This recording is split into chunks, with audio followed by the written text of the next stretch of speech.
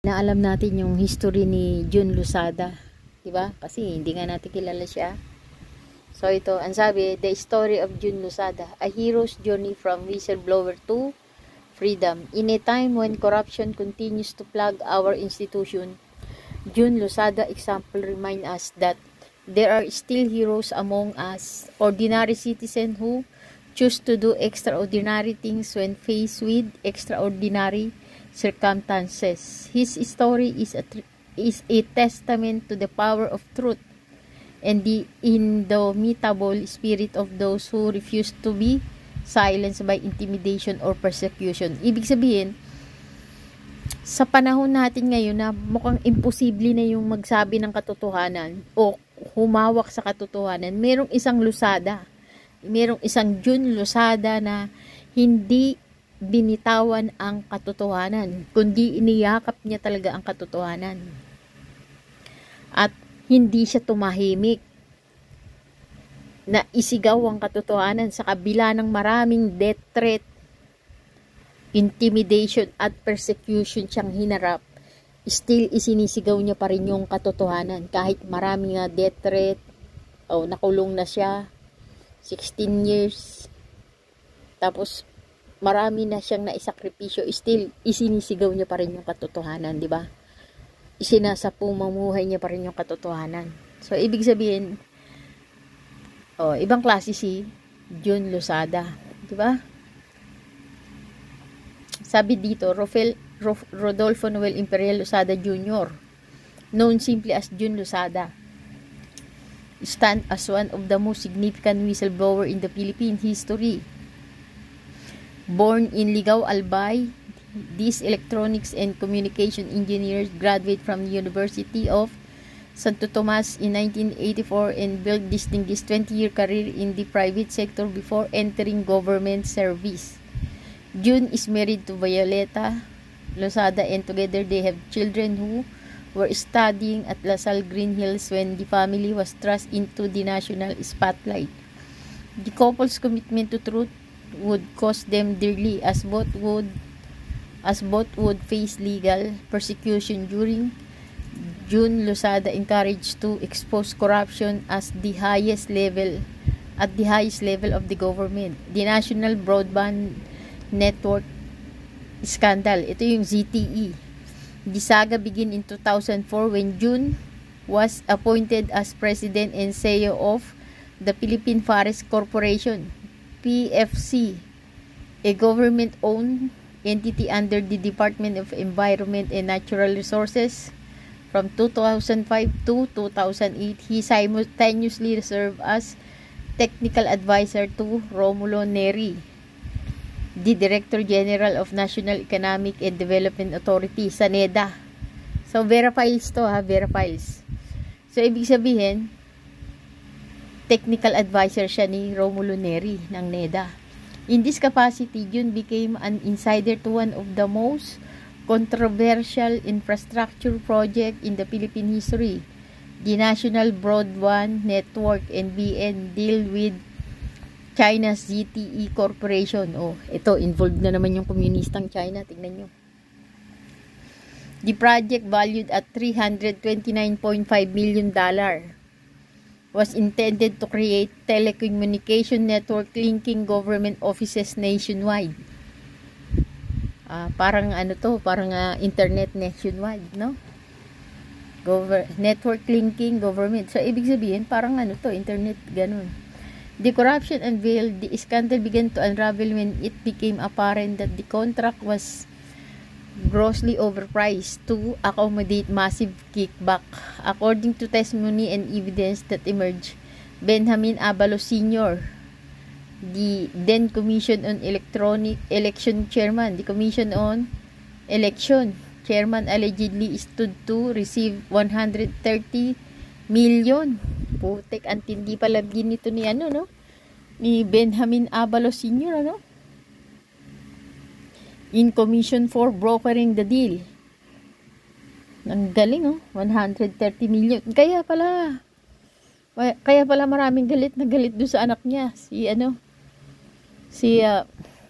Tawag dyan, Ben-Hur Abalos. Diba? Kasi itong si Benjamin Abalos Sr., ang laki ng napala niya sa sa pag-broker lang, $130 million, oh. Jose Miguel Mike Arroyo, husband of President Gloria Macapagal Arroyo, was allegedly promised 70 million in kickback. So, ibig sabihin, yung pinakamalaki yung kay Benjamin Abalos Sr., $130 million. Commission, commission. Ito naman yung kay Miguel Mike Arroyo naman, Jose Miguel Mike Arroyo, $70 million in kickback. The project cost was inflated by approximately $130 million specifically to cover this corrupt payment. The fateful decision to speak truth. June's journey as a whistleblower began when he witnessed firsthand the corruption surrounding the NBN-CTE deal. Joey De Venecia, son of then House Speaker Jose De Venecia Jr., was the first to publicly expose the scandal in September 2007. However, it was June insider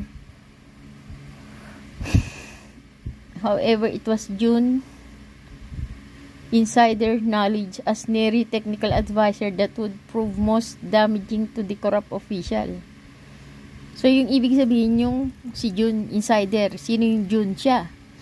When the Senate began investigating the scandal, June Lusada faced an impossible choice: remain silent and be complicit in a massive fraud against the Filipino people, or speak the truth and face the wrath of the country's most powerful politician. So, dalawa lang pagpipilian niya. Manahimik siya o magsalita siya. O ibulgar niya ang katotohanan. Mananahimik ba siya o ibubulgar niya ang katotohanan? So, on January 30, 2008, the Senate issued an arrest warrant for June Lusada to compel his testimony. So, ibig sabihin, hindi siya nanahimik, kundi isiniwalat niya ang katotohanan. Instead of appearing, he fled to Hong Kong. So, nung January 30, 2008, the Senate issued an arrest warrant for June to compel this testimony. So, instead of appearing, he fled to Hong Kong, hoping to avoid the impossible situation. However, his conscience would not allow him to remain silent indefinitely. February 5, 2008, the abduction. When June returned to the Philippines on February 5, 2008, aboard Cathay Pacific Flight 919, he was kidnapped immediately upon disembarking at Ninoy Aquino International Airport. A team of armed men led by individuals connected to the government intercepted him before he could meet the Senate team waiting to serve the warrant of arrest. June was driven around Metro Manila and even taken as far as Los Baños, Laguna, in what appeared to be an attempt to keep him away from the Senate investigation. During his ordeal, he managed to send text messages to his family, including one that simply stated, "I was kidnapped." LaSalle Green Hills, a sanctuary. On February 6, 2008, June's wife, Violeta, and their children had already sought sanctuary at LaSalle Green Hills, where 4 of their sons were students. The Christian Brothers, led by Brother Edmundo Adolfo Fernandez, provided the protection to the family during this dangerous time. On February 7, 2008, at 2 a.m., June finally emerged at LaSalle Green Hills for a historic press conference. Flanked by priests and nuns, he revealed not only that he had been kidnapped, but also that he believed high government officials were behind the abduction. The historic Senate testimony. February 8, 2008, speaking truth to power. June testimony before the Senate on February 8, 2008 became one of the most significant moments in Philippine political history. In his testimony, he confirmed that Benjamin Abalos had offered Romulo Neri 200 million pesos to approve the NBNZTE project. Ito pala. Nagsalita siya. Revealed that President Gloria Macapagal-Arroyo had personally directed that the project be given to Abalos. Si Gloria Dorobo. Ayan sinabi revealed that President Gloria Macapagal-Arroyo had personally directed that the project be given to Abalos. Di ibig sabihin si Gloria Macapagal-Arroyo ay isang diktador, di ba? Kasi directed that the project be given to Benjamin Abalos. So ibig sabihin itong kwento na to ay testimonya ito ng kung gaano kagarapal o kung gaano katindi ang pagiging magnanakaw ni Benjamin Abalos at saka ni Gloria, yung asawa ni Gloria na si Mike Macapagal-Arroyo, di ba? Yung asawa niya na si Mike, at saka kung gaano kadiktador itong si Gloria Arobo. Ayan. I-expose the systematic corruption that had inflated the project cost by over 130 million. So ibig sabihin yung itinaas ay napakalaki, $130 million. Ambis na $130 million lang yung halaga ng project, magiging 260. Kasi may mga nakaw, may mga yan nga, parang corruption na nangyari. Tag the Arroyos as the mastermind behind the NBNZTE crime. Ang kapal ng mukha talaga ni Gloria Arroyo. Nakatag sila, tinag sila na mastermind sila behind the NBNZTE crime. So ibig sabihin, ito ay maliwanag na ebidensya sa kung gaano kakorap yan si Gloria Dorobo. The aftermath. June testimony led to intermediate and far-reaching consequences. Benjamin Abalos was forced to resign as COMELEC chairman. Biruin mo. Kaya pala maraming galit kay Benhur Abalos no? Kasi gawa ng kanyang ama. President Arroyo canceled the entire NBNZTE project in October 2007. Multiple impeachment complaints were filed against President Arroyo. Tama lang, ma-impeach yan. The scandal became a defining moment of the Arroyo administration corruption. Totoo namang magnanakaw ito. The price of truth, legal persecution, rather than being hailed as a hero, June faced intermediate retaliation.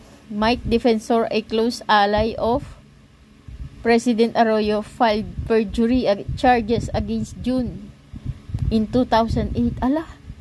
Di ba si Mike Defensor ay asawa ni Miriam Defensor Santiago? Number 1 fan kaya ako ni Miriam Defensor Santiago. Pero kaibigan pala siya kaibigan pala ng mga Arroyo ito.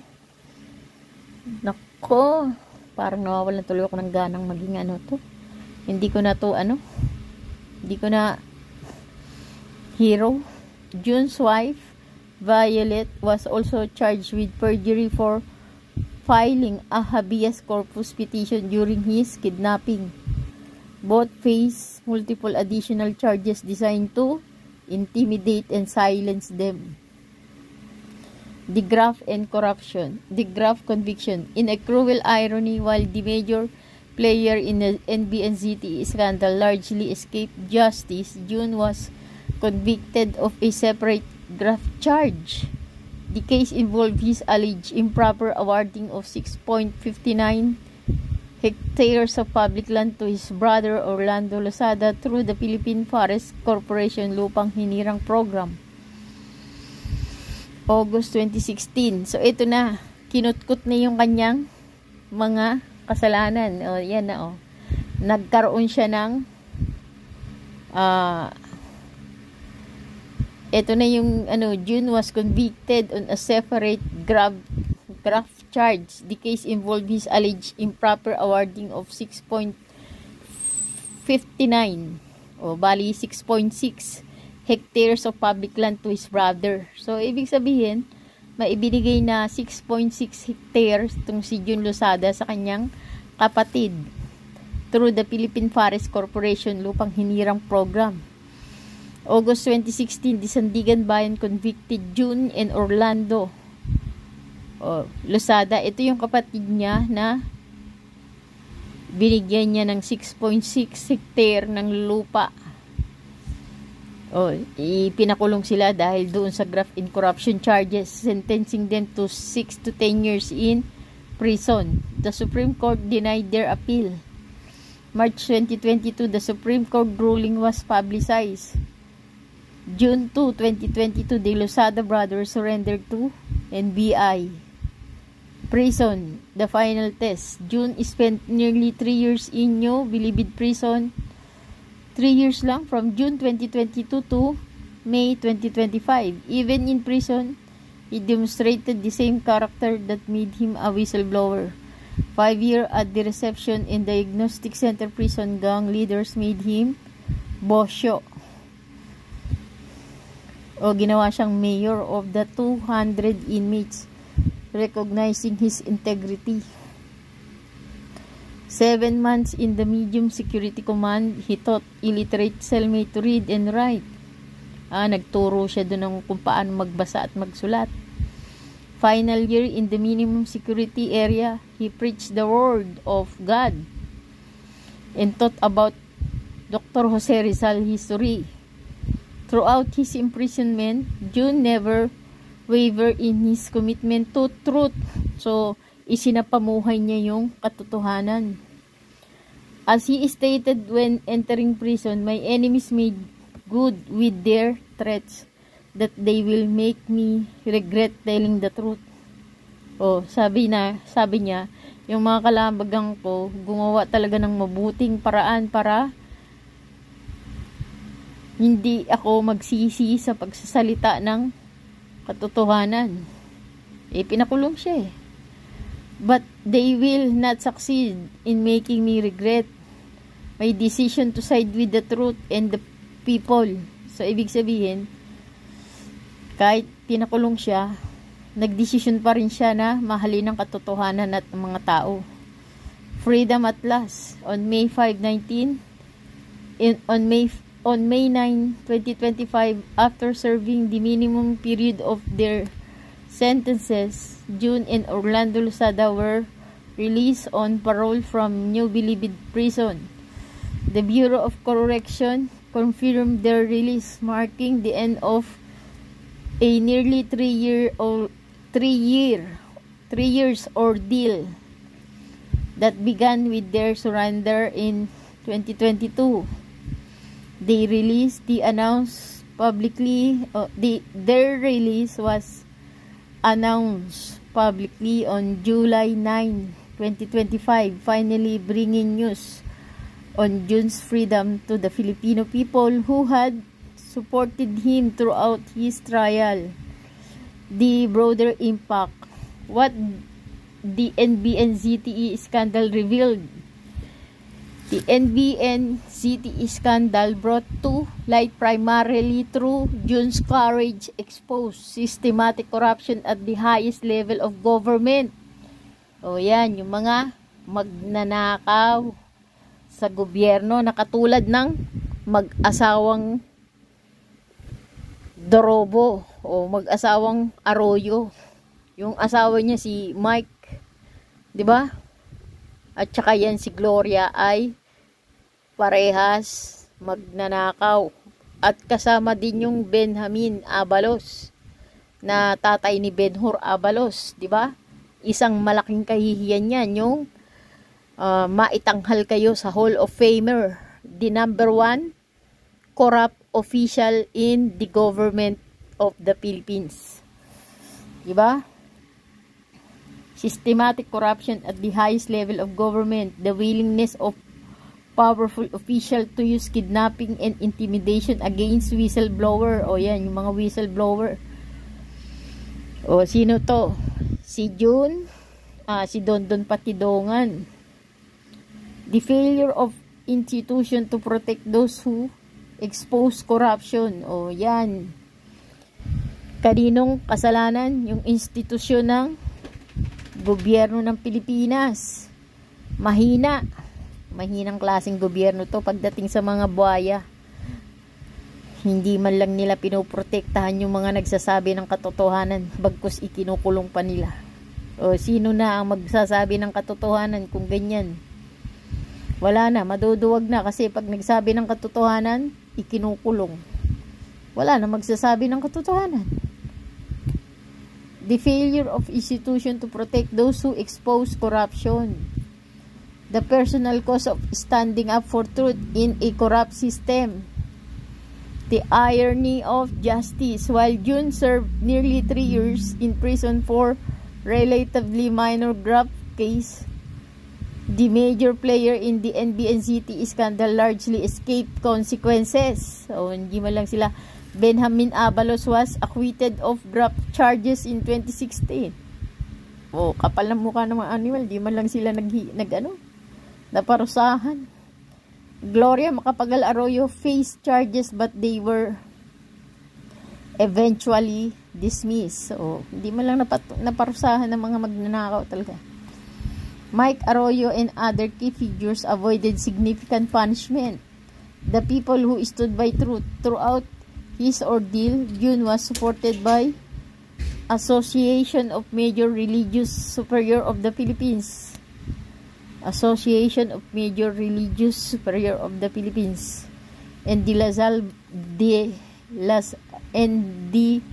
LaSalle Brothers who provided sanctuary and protection. Christian group yan yung LaSalle Brothers. Civil society organization and ordinary citizen who recognize his sacrifice.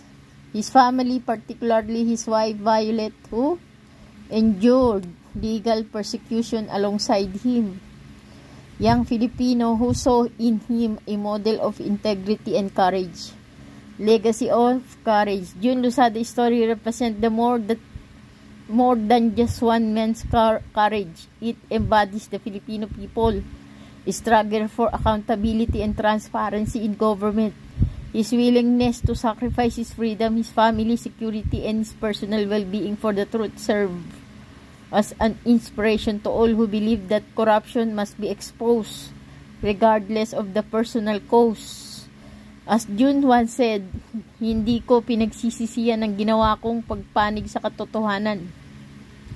I do not regret my decision to side with the truth.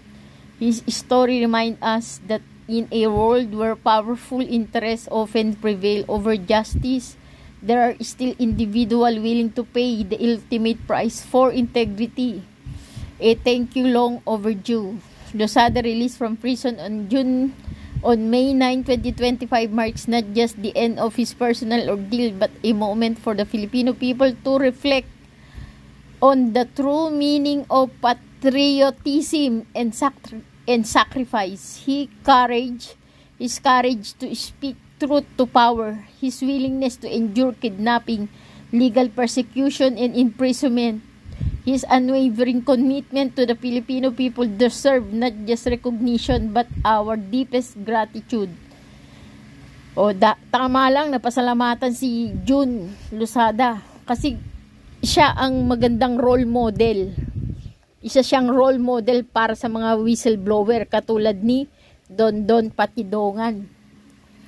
In a time when corruption continues to plague our institution, June Losada's example reminds us that there are still heroes among us, ordinary citizens who choose to do extraordinary things when faced with extraordinary circumstances. His story is a testament to the Filipino people, to the power of truth and the indomitable spirit of those who refuse to be silent by the intimidation or persecution. Salamat, June Losada, sa iyong kadakilaan at katapangan. Salamat sa iyong sakripisyo para sa iyong kadakilaan at katapangan. Salamat sa iyong sakripisyo para sa katotohanan. Oh, thank you very much, June Losada, for standing with the truth.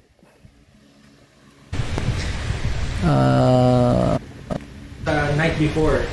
Even, kung kasi may mararamdaman may balibalita, oy, baka maano na, kasi binibilang naman ang kinukwenta naman lahat ng Bucorp yung pangungulungan mo eh.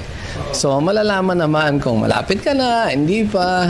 So, nung kumbaga na, uy, mukhang malapit na. So, ang hirap na matulog ng mga ganong panahon. So, nung dumating na yung punto na, magbihis na kayo, ayun na yun, kumbaga, totoo na to ah. So, gano'n. So, yun lang nasabi namin ng kapatid ko, ang paglaya namin, sabi ko, manalangin tayo, pasalamat tayo sa Panginoon. Wala, ewan ko, ba't yun lang dumating sa puso namin na, Panginoon, lead us to do your will. Kung ano na yung kalooban mo, dali. So, wala na. Kung ano man kakahinat na nitong laya ko to, wala na to. Kumbaga, kung ano nang kalooban ng Panginoon, sige na. Mahirap siyempre yung dumang ka sa bilibid. Mahirap yan. Sir, ano po yung mga sabihin na natin na mahirap sabihin, sir, sorry for the lack of a better term, na hindi nyo malilimutan experience po sa loob? Maybe positive or negative po ito. Marami. Sabi ko nga kanina, no, na ang bilibid magiging parte na ni June Losada. Hindi na yan. Hindi sabing, nakalipas na yan, nakaganan. Hindi na. Kasi hindi mo na siya makakalimutan. Saka, maraming aral na naituro ang bilibid sa akin. No? Na hindi ko matututunan sa karangyaan, hindi ko matututunan sa kapangyarihan, hindi ko matututunan sa mga boardroom, na yun, kumbaga, nagbibigay ng apoy sa akin damdamin na mas matuto pang magmahal ng matingkad sa kapwa. So, ibig sabihin, itong si June Losada, nagkaroon siya ng mas matinding pagkakaunawa doon sa sinasabi na ibigin mo ang iyong kapwa, sapagkat ang pag-ibig sa kapwa ang ebidensya ng pag-ibig mo sa Diyos. Maaaring si June Losada ay umibig sa Diyos. Umibig siya sa Diyos noon. Pero ngayon na napatingkad pa ng kanyang experience sa loob ng bilibid yung pag-ibig niya sa Diyos. Kaya ngayon nakakapagsalita siya ngayon ng ganito. So moving forward, ano pong plano ng June Losada after we... Right now, wala pa masyado, no? Kasi nga, sabi nga nung mga obispo na kumbaga patuloy pa rin na gumagabay sa amin na i-share mo lang muna yung mga karanasan mo sa loob, kasi para like it's a form of healing, kasi maghilom din muna. At sa kanya, pag sinulat mo yan, binahagi mo yan sa iba, baka merong makabasa rin yan na dumadaan din siya sa pagsubok, no? At baka matulungan mo sila doon sa pagbabahagi ko nung yun, nararamdaman ko yung karanasan ko, baka raw may matulungan din, no? Lumakas ang loob, magkaroon ng mas tumingkad pang pananampalataya, yung mga ganun ba, Jeff? So, hindi ko alam, wala akong masyado pang ngayon, kumbaga, in-enjoy ko muna nga, makabawi-bawi ng pagkain na nga. Tawag niyan sa bilangguan, lutong laya. Okay, pagkaing laya, no? So, makaano muna. Sabi nga ng asawa ko, makabawi muna, bumigat-bigat ng konti. So, siyempre, lahat naman kayo, mga ngayayat ka pag sa ganong kalagayan. So, bumabawi lang sa kalusugan. So, pagkain mo na.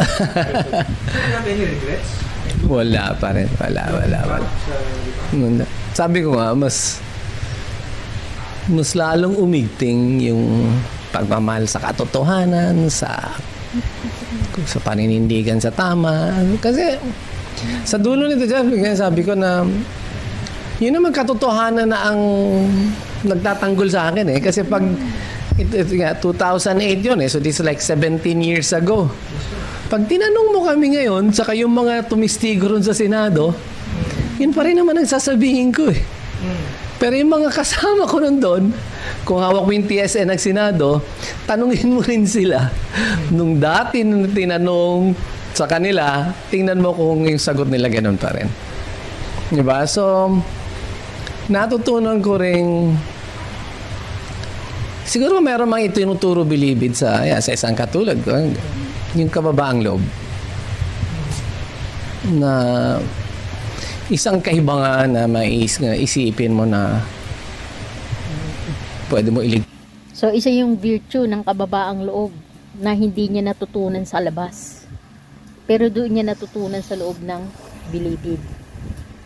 Humility, isang virtue. Virtue yun na minsan siguro, kasi siya, di ba, mayaman siya. O katulad niyan, meron siya kapangyarihan. Hindi niya yun. Maaring may humility siya noon, nung time na yun. Na hindi pa siya nakukulong. Pero mas natutunan niya yung humility sa loob. Mas naipadama o naikintal ng bilibid ang humility sa kanya o kababaang loob sa kanya doon sa loob ng bilibid kaysa nung nandun siya sa labas. So, ibig sabihin, mas matindi ang pagiging teacher ng bilibid. So, magaling na teacher ang bilibid. Tinuturo niya yung mga virtue na hindi mo mararanasan o matututunan sa labas. Pero natututunan mo sa loob. Pakikisama, pagpapakumbaba, pag-share, kung anong meron siya, nag-share niya. Oh, tapos, syempre doon, meron din siya nakakausap, di ba? Oh. Ang bayan mo, iligtas ang mundo, gano'n. Nailigtas na to ng Panginoon eh. Kumbaga kami, sa isang kaibangan yung kababaan loob na isipin mo na lang na ikaw ang magbigay no. Kumbaga yung like the gentle presence of Christ sa mundo to, sa kapwa mo, ibigay mo na lang kasi but yun na nga, isa ron sa natutunan kong matingkad ko natutunan doon, yung galaw. Natutunan niya na yung pagka-presensya, yung presensya ng Panginoong Jesucristo sa kapwa. Kasi andun sa kapwa, ang sabi niya, kung ano yung ginawa mo sa kapwa mo, ang siya mo rin ginawa sa akin. Di ibig sabihin, ang Panginoong Jesucristo nandoon sa kapwa mo. Andoon sa kapatid mo sa laman, kapatid mo sa ipananampalataya, kapatid mo sa komunidad. Andun ang Panginoong Jesucristo. Kasi kung anong ginawa mo sa kapwa mo, siya rin yung ginawa mo sa akin. Ibig sabihin, nasa Kanya. Nandun. Kaya doon naninirahan si Jesucristo sa kapwa mo. Yun, natutunan niya yun sa loob. Ng kalaban ng demonyo, ika nga. Marami talaga siya nailala yung tao sa Panginoon. So, marami talaga siya nalilinlang. So, isa siguro. Ibig sabihin, itong si Jun Losada ay dilat ang kamalayan nito sa malalalim na bagay ng kalaban, ng masasamang espiritu o ng mismong diablo. Dilat ang kanyang kamalayan. Dilat ang kanyang espiritual na katauhan. Dilat, ibig sabihin active. Kasi meron tao na may spiritual na katauhan, may physical na katauhan, ang pinapakain lang yung physical. Hindi niya pinapakain yung spiritual. Kaya yung spiritual na katauhan niya patay, malnourished. masasakitin. Pero ito si Jen Losada, yung kanyang spiritual na katauhan ay active, healthy, busog. Dahil siguro doon sa loob ay umaatin siguro siya doon ng fellowship. Natututo ngayon yung kanyang napapakain niya yung kanyang spiritual na katauhan ng salita ng Diyos. Kaya ayan, dilat na dilat, o ibig sabihin buhay na buhay yung kanyang spiritual na katauhan. Sa mga ano ko na magbahagi, magano na kasi maraming tao na nakala nila dahil sa nagawa. Ayan o, di ibig sabihin dahil buhay ang kanyang spiritual na katauhan, nakakapagbahagi siya, nakakapag-share. So, ibig sabihin, pag ikaw ay nag-share, nabubuhay yung spiritual na katauhan mo. Pero pag hindi ka nag-share, wala ka, patay ang katauhang spiritual mo. So, iba talaga yung nagagawa ng sharing. Pag nag-share ka ng words of God, na-activate yung spiritual na katauhan mo. Ganyan na nangyari sa kanya. Nila, na masamang tao na sila. So, nilalayog sila na, hindi. Wala naman nililang ang Panginoon na masama eh. Kung walang nilika ang Panginoon na masama, nalinlang ka lang ng kalaban niya. Ganun yan. Doon sa 2 years, 11 months and 7 days, you nag-serve ka, sir, sa loob. Nawala ba yung anger o mas na-fuel siya? I mean, sino ang wala akong galit sa tao na. Yun sigurong nawala. Wala nang galit, walang paghuhusga. Wala lahat. Kumbaga sa wikang English, yung complete acceptance, complete surrender. Ganoon, kung pinayagan mo to, ibig sabihin, kalooban mo to. Diba? Yung nga kanina sinukento ko yun na. Kasi dumating sa punto, Jeff, nagre-reklamo na ako. Nagre-reklamo na ako sa Panginoon. Ba't ganun? Diba? Ako yung kompi sa iyo eh. Ako yung tumindig sa katotohanan. Tumanggi ko sa napakaraming alok, pera, posisyon, kapangyarihan. Para lang panindigan to. Bakit? Wala nang galit, walang paghuhusga. Wala lahat. Kumbaga sa wikang English, yung complete acceptance, complete surrender. Ganoon, kung pinayagan mo to, ibig sabihin, kalooban mo to. Diba? Yung nga kanina sinukento ko yun na. Kasi dumating sa punto, Jeff, nagre-reklamo na ako.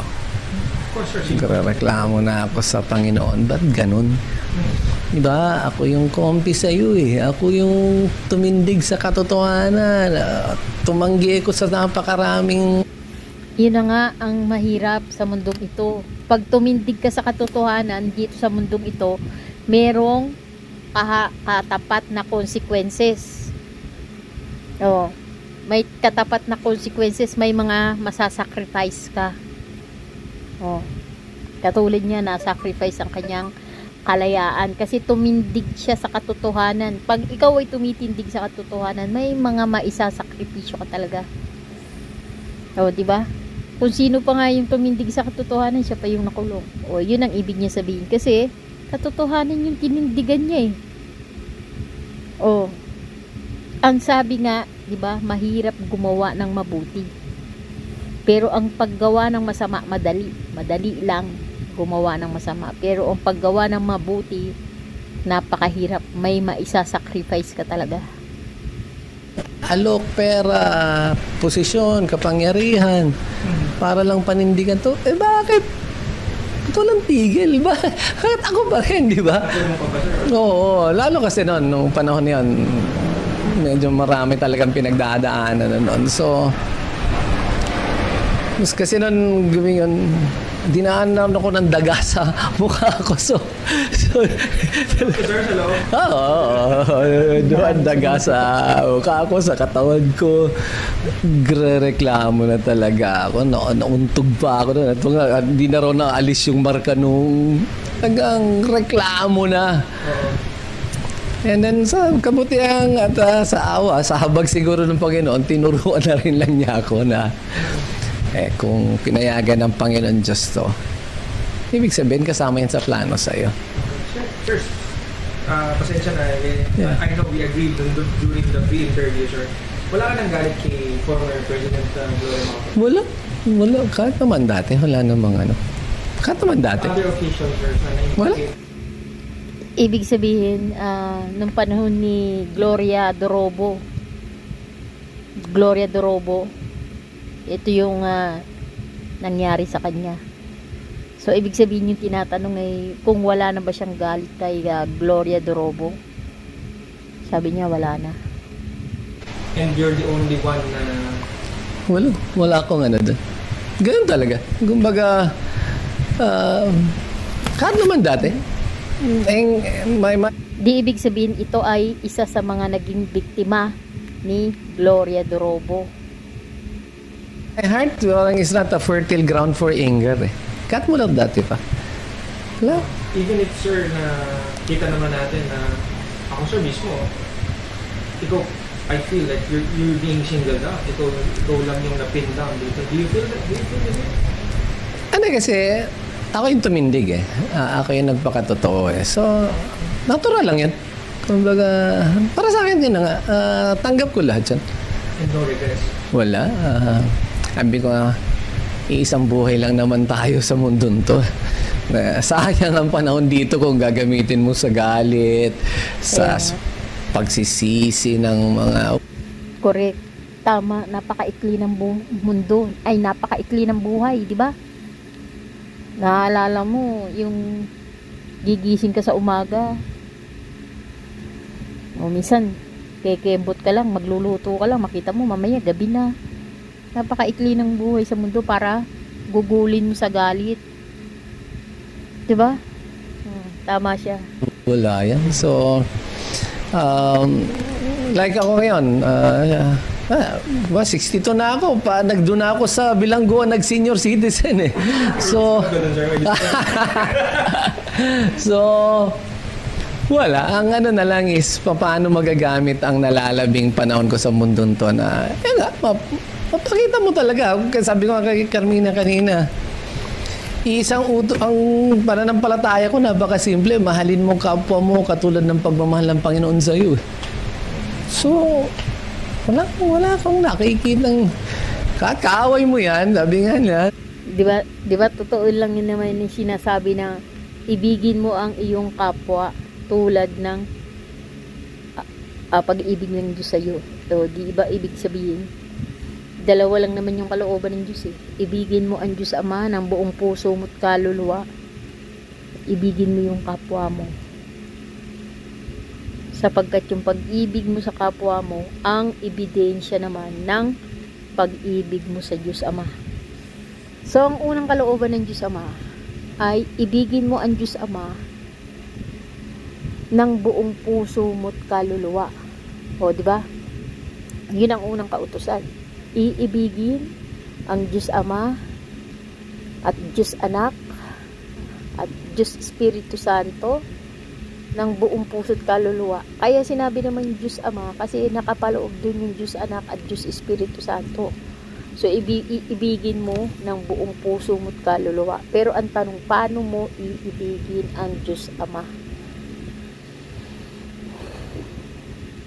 O, dalawang kalooban lang yun eh. Ibigin mo ang Diyos Ama ng buong puso mo't kaluluwa. Yun ang unang kalooban. Pangalawa, ibigin mo ang iyong kapwa tulad ng pag-ibig mo sa sarili mo. Pero ang tanong, doon sa unang kalooban, di ba may unang kalooban? Paano mo iibigin ang Diyos Ama? Pwede ang tanong, ang sagot yung ikalawang kalooban. Ang ikalawang kalooban, ibigin mo ang iyong kapwa ng tulad ng pag-ibig mo sa sarili mo. Dahil ito ang sagot. Paano mo iibigin ang Diyos Ama? Ng buong puso mo't kaluluwa.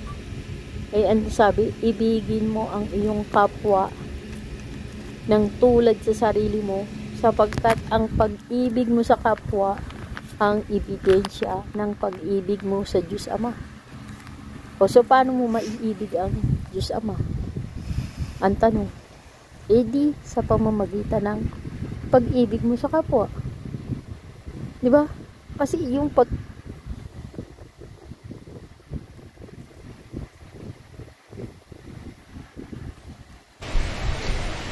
yung advice is, kaya mo bang panindigan ng katotohanan for the rest of your life?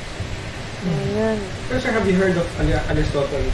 Nakwento lang nung wife ko kasi nga I'm spending a lot of my time writing kasi nag-journal ako sa Bilibid mula nung dumating ako. Nung unang gabi ko, nagsulat na ako hanggat... Kailan nung publish yun? Kaya hanggat nung huling gabi ko ron, may journal ako. So yun that's what's keeping me busy kasi nasa ano ko lang yun. Mamaya sa sitnar natin, pwede mong masil. Tingnan natin kung ano. I'm putting a little snippets of it sa Facebook, no? So anyway, sir, yun nga. So, konti lang idea mo kay Aristotle. Okay. Pero, ang personal advice mo sa kanya, sir? You know, kung yan ang landas na gusto mong tahakin, and then maging handa ka na kumbaga, mamuhay na sa katotohanan mula sa araw na nagpasya ka niyan. Nakuha mo, Jeff, yung ibig ko sabihin?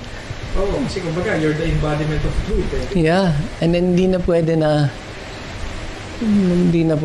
dahil tapos na tong kasong to, pwede na ako magsinungaling. Hindi na. Yun ang napakaling responsibilidad sa katotohanan. Kasi katotohanan, parang nga siyang sulo eh. Pag hinawakan mo na yan, ayan na yan, no? Ikaw ang pumiling humawak dyan. Hindi naman yan dinuldul ng Panginoon sa'yo. Ito, panghawakan mong katotohanan. Ano man ang dahilan? Ba't ka nagpasyang magsabi ng totoo? Ang ano ko lang is, pag yan ang naging pasya mo, ihanda mo sarili mo sa... So, ito ay isang malaking aral kay alias Totoy.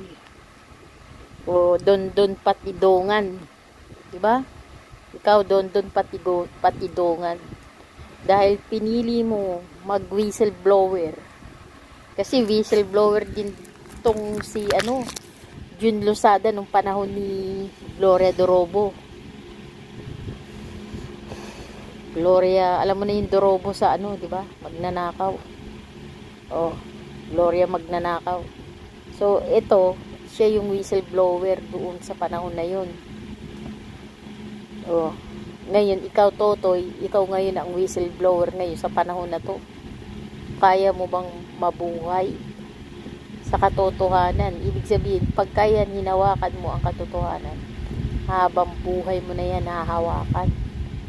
Hindi pagkatapos ng yung kaso, magsisinungaling ka na. Hindi. Ito, habang buhay niya na hinawakan ng katotohanan. Dahil ikaw ang pumili niyan. O, diba, sinabi niya? O, kung ikaw ang pumili na magsabi ng katotohanan, habang buhay mo na yan, isa sa pamuhay. So, ito ay isang malaking ang tawag dito, example. Malaking isang buhay na halimbawa ito kay alias Totoy or Don Patidongan, di ba? Sa responsibilidad na diba, isa sa buhay mo na yan. For the rest of your life, magpapakatotoo ka na. Tulad sa akin nga, it's already 17, 18 years ago, di ba? And God knows, ilang taon pa niya ako pagkakalooban dito sa mundon to.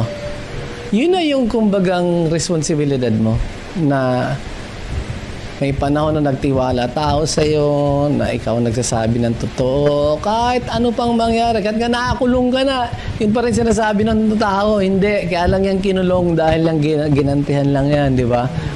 So, isang malaking pagtanaw ng utang na loob at kababaang loob na, ito na pala yung dapat ko talagang isabuhay. Yung maging larawan ka ng katotohanan, ikaw talaga. Ingat na ingat ako sa tagapagtanggol ng katotohanan. Ingat na ingat ako dyan. Kasi parang ikaw ang may kakayahan Hindi. Yung katotohanan na may kakayahan, ang katotohanan, nga, ang Panginoon, siya magtatanggol sa'yo. So, yun na, sana matutunan nila yun. Maisabuhay nila yung kababaan. So ito, aral kay Don Patidungan. Ang pagiging isang whistleblower ay pagyakap sa katotohanan. Ang katotohanan ay ang Panginoon, Heso Kristo. Ang Panginoon, ang Diyos Ama. Sila ang katotohanan. At hindi naman sila lumapit sa iyo. Ikaw ang lumapit sa kanila. Ikaw ang pumili sa kanila. Ngayon, kung hahawakan mo ang katotohanan, habang buhay mo na yan, hahawakan. Ayan, ayon yan kay June Losada. Loob na yon na hindi sila, kundi yung Panginoon ng katotohanan. Kung talagang tapat sila sa katotohanan, ipagtatanggol sila. No? Kaya wala kang takot.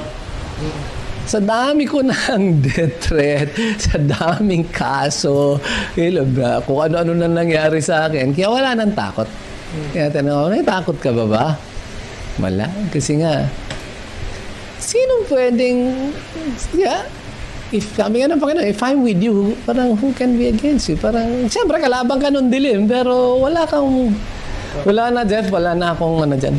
Para sa akin, pinagkaloob ko na itong nalalalim buhay ko sa Panginoon Diyos. Siya na bahala. Siya gumagawa ng araw, ng gabi. Hindi ka nagbubungguan yung mga buwan at mga bituin sa langit. Tayo pa mga tao, di niya kaya no? Okay. Sir, bigli lang sir, message sa walang sawang, kumbaga taga-support ako since day one. Walang kung iba kundi pagtanaw ng utang na loob sa kanila. Sa kanilang malasakit, sa kanilang pagdarasal, sa kanilang panalangin, sa kanilang pagtitiwala, sa kanilang pagsusuporta, no? So, yun lang po ang kaya kong masabi. Hindi ko na kayo makikilala lahat, no? Yung sa dami nga na nagdarasal o nananalangin. Taos-pusong pasasalamat. Taos-pusong kababaang loob na sasabihin ko sa inyo na kung hindi dahil sa inyong mga panalangin, siguro ibang iba rin yung buhay ko ngayon. No? So, yun lang, Jeff, masasabi ko sa mga, sabi mo nga, patuloy na sumusuporta, patuloy na nagtitiwala. Isang taos-pusong at puno ng pagmamahal na pagpapasalamat. Magandang balita,